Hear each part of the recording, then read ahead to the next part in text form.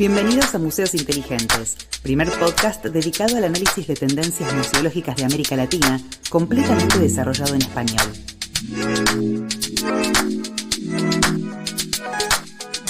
Bienvenidos y bienvenidas al primer episodio del podcast Museos Inteligentes, que luego de mucho trabajo y con el apoyo del Fondo Metropolitano de la Cultura de la Ciudad de Buenos Aires está saliendo a la luz. La idea del podcast es que juntos y juntas podamos analizar las diversas tendencias del ámbito museístico a nivel nacional e internacional. Básicamente, saber qué está pasando, analizarlo críticamente para ver si podemos inspirarnos en estas nuevas tendencias y adaptarlas a nuestras realidades o, por qué no, tal vez, quizá rechazarlas. Para eso, de alguna manera elegí determinados contenidos que nos van a servir para pensar a los museos fuera de la caja. Y en cada episodio abordaremos un tema puntual. En los primeros 4 vamos a meternos con las posibilidades de crecimiento que los museos tienen a la hora de abrazar la web 3.0. Luego seguiremos con innovaciones en términos curatoriales y pedagógicos.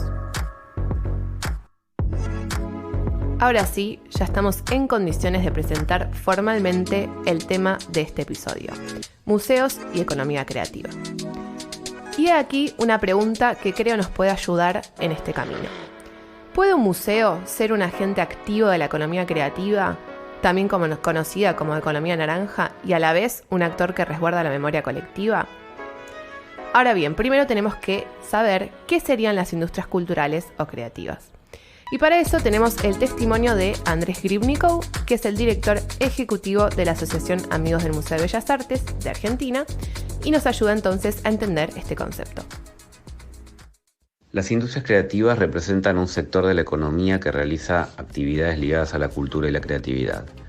En relación a los aspectos económicos, es un sector que genera empleo, más de 300.000 puestos de trabajo en la Argentina, y aporta al PBI alrededor del 2,6%. Entonces, podemos decir que muchas personas pueden vivir de la cultura y que a su vez la cultura es un motor generador de desarrollo económico. A su vez, las industrias creativas también son una gran herramienta para el desarrollo social. Como vimos, la industria editorial, la audiovisual, la moda y la publicidad serían casos de industrias creativas.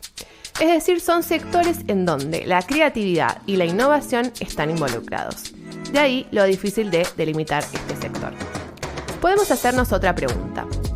¿Cuál sería el aporte económico de estos sectores a la sociedad? Para eso también tenemos el testimonio de Gribnikov. La producción y distribución de libros, películas, discos, la transmisión de contenidos audiovisuales y de música online, la circulación de obras de teatro, de danza o de espectáculos musicales son todas actividades posibles gracias a los sistemas desarrollados por las industrias culturales y sus emprendimientos, tanto públicos como privados. Entonces, más acceso a lo cultural significa más diversidad en cuanto a la creación y a la oferta de contenidos, más democracia cultural y más derechos de participación tanto en la producción como en el consumo de contenidos culturales. Para ampliar el concepto, también trajimos a Alejandra Luzardo, quien se desempeña como especialista en innovación y economía creativa en el BID. Es importante reconocer el sector cultural y creativo como un motor relevante del desarrollo económico, que contribuye directamente a la economía de un país en términos de valor agregado, exportaciones, empleo, inversiones y aumento de la productividad. La cultura es el eje central del desarrollo sostenible de nuestros pueblos y necesitamos seguir trabajando en políticas públicas para que los aportes de ese sector sean cada vez más significativos en el desarrollo de una sociedad que básicamente tenga como eje central la inclusión para mejorar la vida de las personas en nuestra región. Por mi parte, les comento que los museos son actores que se encuentran dentro de esta gran economía creativa. Punto que para mí es un poco problemático porque englobar el MoMA con un museo de una favela claramente trae cuestionamientos y dudas. Sin embargo, creo que vale la pena continuar con el análisis. Entonces, también nos podremos preguntar, ¿cómo se vinculan los museos con el resto de los sectores creativos? Investigaciones de este tipo hay muy pocas y en general en inglés. De hecho, hace un tiempo me topé con una investigación de 2019. La traducción sería Museos y su rol en una economía creativa resiliente, el caso canadiense. y el autor es, perdón por la pronunciación, Mohamed Boujeji. El autor analizaba y estipulaba categorías respecto del tipo de relación existente entre los museos, que no toma como industria, con diversas industrias creativas, las que nombramos antes: editorial, artes visuales, artes escénicas, música, etc. Entonces establece las categorías de fuerte, medio y débil en relación al vínculo que mantenían los museos con estos sectores. Para eso tenía en cuenta, por un lado, la frecuencia con la que se vinculaban y por otro, el tipo de proyecto que encaraban. Para dar un ejemplo, no sería lo mismo ofrecer las salas de un museo como un setting para una serie que desarrollar en conjunto, la productora y el museo, un proyecto audiovisual, por ejemplo, una docuserie o un documental sobre algún tema puntual. O no sería lo mismo alojar una muestra temporaria de un artista contemporáneo que tener todo el archivo del museo en acceso abierto, es decir, de uso libre y sin restricciones legales, permitiendo a toda la comunidad artística en general inspirarse y crear a partir del patrimonio.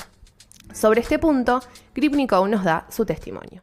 El museo es un lugar de encuentro ligado a la creatividad y un espacio para despertar intereses, pensar nuevas ideas y descubrir nuevas potencialidades en las personas. Es decir, que los museos generan nuevos públicos que se acercan al arte y al mundo de la cultura en general. A su vez, el museo como institución es un gran consumidor de servicios de las industrias creativas, ya que para su funcionamiento requiere de profesionales y empresas de diseño, impresión, comunicación, gestión cultural y muchos otros servicios que son parte del amplio universo de este sector.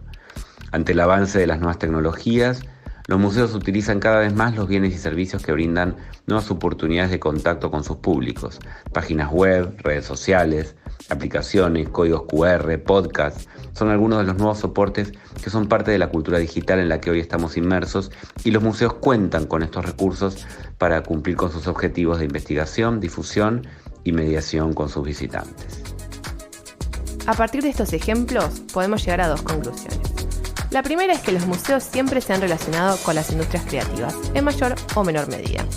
Para editar un catálogo, con la prensa para promocionar su oferta cultural, muchos suelen alojar espectáculos y podemos seguir pensando casos. Por otro lado, el museo tiene mucho por ofrecer a estas industrias y mucho que obtener de ellas a la hora de ayornarse a los nuevos hábitos de consumo cultural propios del siglo XXI. Para establecer un tipo de vínculo fuerte y dejar de tratar al otro sector como un mero proveedor, o sea que le encargo, me diseñé el folleto y listo, le pido que me venga a entrevistar y listo, y en realidad empezar a verlos como aliados potenciales, primero tenemos que ser conscientes de las fortalezas que tenemos como museos. Desde mi punto de vista, la importancia simbólica de las colecciones que resguardamos, nuestra capacidad de generar relatos, la legitimación social que aún tenemos y obviamente el know-how de los profesionales que allí trabajan. Considerando los meros proveedores, estamos haciendo girar la rueda de la economía creativa, como ya hemos dicho. Vale la pena considerar el impacto económico de los museos en otros contextos fuera de América Latina y el Caribe, como el estadounidense. En el 2016, por ejemplo, el sector museístico en Estados Unidos, que es el país con más museos en el mundo, recibió más de 850 millones de visitas y empleó aproximadamente a 372.100 personas, generando ingresos por 15.9 mil millones de dólares. El impacto total de los museos en la economía de ese país, tomando en cuenta los efectos directos e indirectos, ascendió a 50 miles de millones de dólares, o sea, el 0,3% del PIB. Estos números que nos acerca Luzardo son súper importantes porque identifican que los museos somos actores que hacen mover esta rueda, pero quizás si pensamos un poco más allá, quizá aliándonos con estos sectores de manera estratégica, podemos generar acuerdos de mutuo beneficio, establecer lazos fuertes, es decir, continuos y duraderos, y podamos de a poco romper con las barreras simbólicas de acceso que aún mantenemos firmes y a la vez podamos dinamizar la economía creativa, creando productos o propuestas que agregan de verdad valor a la sociedad. Ahora, si les parece, voy a ir compartiéndoles diferentes proyectos que fui conociendo. El primero que les traigo es un proyecto que vinculó la gastronomía con el audiovisual y un museo. Puntualmente lo trabajó la Galería Uffizi italiana. Durante la pandemia, cuando los visitantes no podían ir al museo presencialmente, lo que hicieron fue seleccionar obras de su patrimonio, puntualmente naturalezas muertas, y convocar a diferentes chefs para que se inspiraran en las obras y crearan recetas nuevas que eran grabadas y publicadas en su página web. De esta manera promocionaban sus colecciones cuando la gente no podía visitar el museo. El segundo caso es El Jardín de Bronce, una novela en donde el autor decide ubicar en su historia 3 museos de la ciudad de Buenos Aires y años después la productora HBO decide llevar esta novela a hacer una serie, que también por supuesto fue grabada en parte en estos museos. Entonces acá vemos cómo 3 industrias, la audiovisual, la editorial y el museo, se unen para crear este proyecto. El tercer caso es un caso que involucra al Museo Histórico de Taiwán y la industria de la moda. El museo elige parte de su colección, puntualmente sillones, tapizados, mobiliario, y a partir de ellos diseña patrones nuevos que libera para que diferentes diseñadores, ya sea diseñadores de interiores como de la moda, puedan utilizarlos y a inspirarse para crear nuevos productos que después fueron vendidos en el mercado. El último caso tiene como protagonista a la reconocida serie Game of Thrones e involucra a 4 sectores: sector de las artesanías, al turismo, a un museo y por supuesto al audiovisual. ¿En qué consiste el proyecto? Consistió en la creación de un tapiz que fue confeccionado con técnicas típicas de la región de Irlanda, a la cual se le iba anexando diferentes escenas a medida que la serie iba estrenando capítulos nuevos. Este tapiz fue exhibido en un museo que a su vez formó parte de la ruta GOT, ruta turística de la que todos sus fanáticos pudieron disfrutar. Todos estos ejemplos son proyectos que intentan acercar los museos a la sociedad, ir hacia donde está la gente. Y los beneficios también se pueden ver en sus aliados. El museo brinda sus instalaciones, le brindamos contenido, las colecciones pasan a ser elementos distintivos de sus producciones. En definitiva, todos esos productos, las recetas, la serie, la novela, funcionan como estímulos culturales que motivan la creación de potenciales públicos o pueden despertar la curiosidad en ellos y al menos que sepan de su existencia. Y me permito irme con un bonus track. Una vez en un curso que preparé, una muy buena alumna se cuestionaba por qué un museo público tenía que trabajar para hacerle obtener rendimiento económico a un privado. Lo que acá decimos no es la verdad absoluta, pero en su momento le compartí mi opinión como museóloga y gestora cultural y se las quiero compartir a través de un ejemplo. Hoy, la empresa reconocida a nivel mundial, la productora Marvel, esa que hace Los Vengadores, El Hombre Araña, está dirigida por una argentina, Victoria Alonso.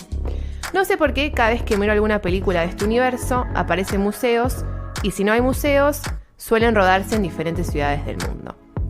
Vamos con un caso hipotético. Si mañana viene Victoria Alonso de Marvel y quiere rodar una película en un museo público argentino, ¿tu respuesta va a ser no porque no le hacemos ganar plata a un privado? ¿Qué pasa con los beneficios indirectos, por ejemplo, el posicionamiento nacional e internacional que tu patrimonio y localidad ganaría? ¿Puede tu museo pagar una acción de posicionamiento global del alcance del estreno de una película de Marvel? Creo que la respuesta es no. Y a lo que voy es a lo siguiente. Aprovechemos y seamos conscientes de lo que tenemos para aportar como museo, con qué podemos seducir y también tengamos las cabezas abiertas para poder visualizar la contraprestación o beneficio que va a traer el acuerdo al museo y a la localidad en la que esté emplazado. Como les dije recién, nada de lo que aquí digamos es la verdad revelada. La idea es simplemente disparar su curiosidad e invitarlos a reflexionar y buscar más información. Si les gustó el primer episodio y les gustaría profundizar más o compartirme sus pensamientos, me pueden encontrar en Instagram en @florcroiset, desde donde suele compartir más data y casos. Con gusto entablamos debates. El próximo episodio va a ser sobre un tema que particularmente me gusta mucho y lo he trabajado, que es museos y gaming. Nos vemos. Soy Flor Croiset, pensando en museos desde Argentina. Hoy podés escuchar el podcast Museos Inteligentes gracias al Fondo Metropolitano de la Cultura, Artes y Ciencia de la Ciudad de Buenos Aires, que financió la labor de sus integrantes. En locución y producción, Florencia Croiset. En edición, Eduardo Rábago. En comunicación, Agostina Lombardo.